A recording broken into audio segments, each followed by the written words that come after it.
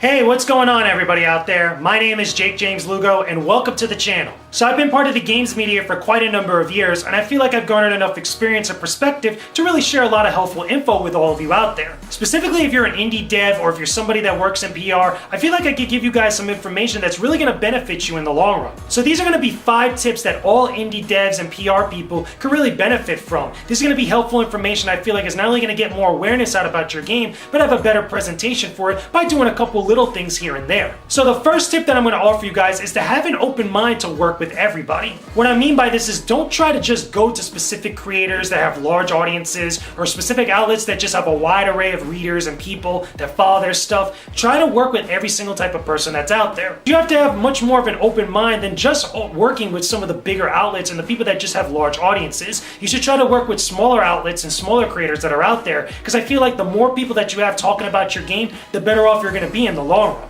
I can't begin to tell you guys how many times where I've actually would have wanted to talk about a game or really do more content about a specific game and just the publisher or the PR people just weren't willing to work with me or they really just didn't care for the size of my audience. I'm not a huge person in the games industry, I don't have a huge audience out there, but I am one of those people that will put content out about your game, as well as other people that are very similar to me here and there. So the second tip that I'm going to offer you guys is to make sure that you guys have your emails on point. What I mean by this is that every once in a while I'll get an email from somebody in an indie dev studio or somebody that's in PR and it'll be very difficult to kind of extrapolate information from that email. Sometimes there won't be links to trailers, there won't be images for me to use in my post, there won't be assets, it'll be a lot more of a process to go find out information about your game. This is stuff that can make covering games a lot more difficult. So for me, my biggest suggestion is to make all that information very easy to get to. Put it all out there in the email. Make links that are very easy to get to. Make JPEGs and PNGs for images for people to download. I'm telling you, you're going to have a lot more people that are going to be willing to cover your game if they can have easy access to all the information that's out there. Whether you actually have to write out a paragraph about your game or you have to put a couple links linking to certain trailers or other gameplay footage, you want to make all that stuff readily available and easy to get to for anybody that's going to cover your game. That goes for both games media people and also content creators. The more easier that you can send out press releases and make emails a lot more easier to digest, the more people are going to want to cover your game overall. The third tip that I will offer you guys is to have more of an open mind attending much more smaller events besides the big ones that are out there. Yes, it's true, much like, getting coverage from some of the larger outlets and creators, going to bigger events like PAX, E3, Comic-Con, or any one of those events is going to get a lot of attention on your game. But I would also suggest that you don't neglect some of the smaller events and more local events that are within your area that are also a lot more easily accessible than some of these other bigger, larger events. Going to places like small-time conventions in your local state, going to libraries, going to colleges, and being able to put your game in front of more people, especially the common person that might not be in tune with what's happening in the games industry, is going to benefit you in the long run. You'll have more people talking about your game, you'll have a lot more word of mouth being spread around about your game, as well as also you'll get a lot more better and easier feedback from that one-to-one communication rather than just stuff on Twitter, on social media, and other places online.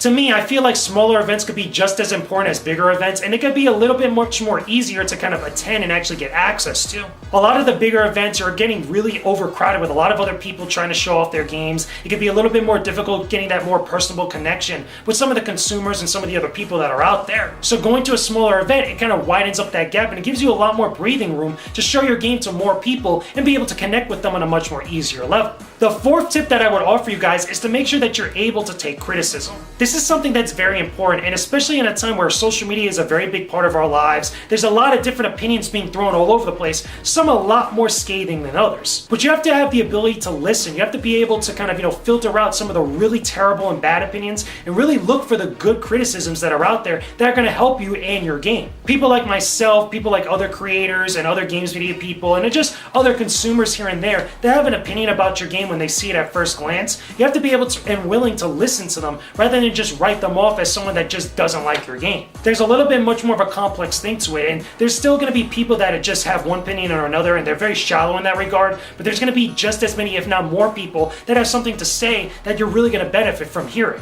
At the same time, I would throw this in there as a little bit of a bonus tip, and that's not to fear the gaming media. You could also say the same thing about content creators and just, people that are talking about games and being critical about games when they're posting reviews or other opinions and impressions. You can't be afraid of some of the stuff that's going to be said about your game, whether it's good or bad or misguided in that regard. You have to be able to listen. You have to be able to kind of see where people are coming from, and then if necessary, try to implement that feedback in some sort of way to not only benefit your game or even change up the messaging about your game. And then finally, the fifth and final tip that I would offer all of you indie devs and PR people out there is just as important as the last one or any of the other tips that I've given you so far. And that's to stay professional at all times. Don't get me wrong, I know a lot of people can get very emotionally attached to the games and the project they're a part of, especially the people that they kind of communicate with throughout the entirety of the process. At the same time, it can be very hurtful hearing a lot of bad feedback and a lot of different opinions online through social media or elsewhere, even in person. But more importantly than that, no matter what type of stuff is said about your game, no matter what type of stuff is said about you, you want to maintain your professionalism at all times. The main reason being is because no matter what you do, whether it's good or bad, what you do is associated with the game and the project that you're a part of. There's going to be people that just don't know anything about your game. They don't know anything about you. They don't know anything about the noise and other stuff being said about your game. They're only going to judge you and actually have an opinion about you just in first impression.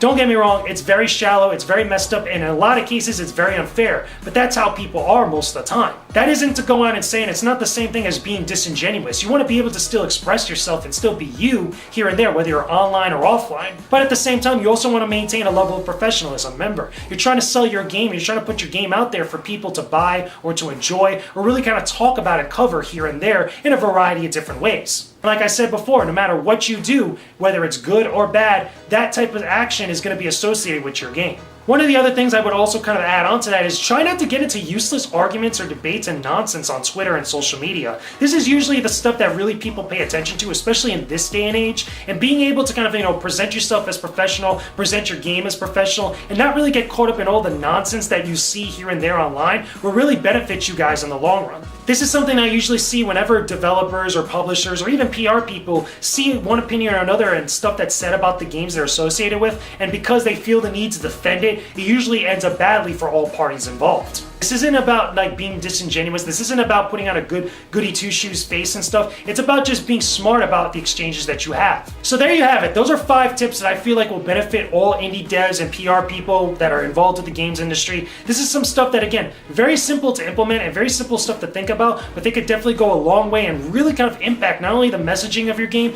but just the way that people perceive your game overall. If you guys have thoughts, put it in the comment section down below. Let me know some of your favorite tips or other stuff that I probably didn't mention that'll be beneficial to all indie devs or PR people. Or if you guys have any thoughts and opinions about any of the stuff that I mentioned, put it down in the comment section below. Don't forget to leave a like on this video, guys. Subscribe to the channel. I hope you enjoyed this video, and as well as all the other videos I have here on my YouTube channel. There's a lot of video reviews, there's a lot of other vlogs, and a lot of other cool stuff that's coming very soon. And also don't forget, guys, I am on Patreon. Make sure you guys check out some of the links down below in the description box to my Patreon page. If you guys can show some support, I would really appreciate it. Big shout outs to Jasmine Russell for supporting me on Patreon at the Beast tier level. You're getting shout outs for the entire month. You're getting mentioned in the credits. A whole bunch of other good stuff is there for the people that support me on Patreon. I suggest that you guys check it out down below. And with that being said, I will talk to you guys again very soon. Peace out and stay epic, everybody.